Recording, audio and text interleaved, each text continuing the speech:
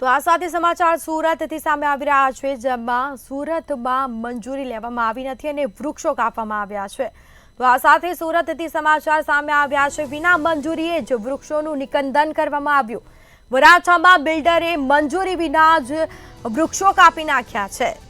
તો જાગૃત નાગરિક દ્વારા લેખિત રજૂઆત કરવામાં આવી છે। કમિશનર અને ગાર્ડન વિભાગને આ અંગે લેખિત રજૂઆત કરવામાં આવી છે। સમગ્ર મામલે તપાસ પણ થશે। વરાછામાં બિલ્ડરે મંજૂરી વિના જ વૃક્ષો કાપ્યા હોવાનું સામે આવ્યું છે, જેમાં જાગૃત નાગરિક દ્વારા લેખિત ફરિયાદ કરવામાં આવી છે અને કાયદેસરની કાર્યવાહી કરવાની પણ માંગ થઈ છે। કમિશનર અને ગાર્ડન વિભાગને લેખિત અંગે રજૂઆત કરવામાં આવી। તો સુરતમાં વિના મંજૂરીએ વૃક્ષોનું નિકંદન કરવામાં આવ્યું। વરાછામાં બિલ્ડરે મંજૂરી વિના જ વૃક્ષો કાપ્યા હોવાનું સામે આવ્યું છે।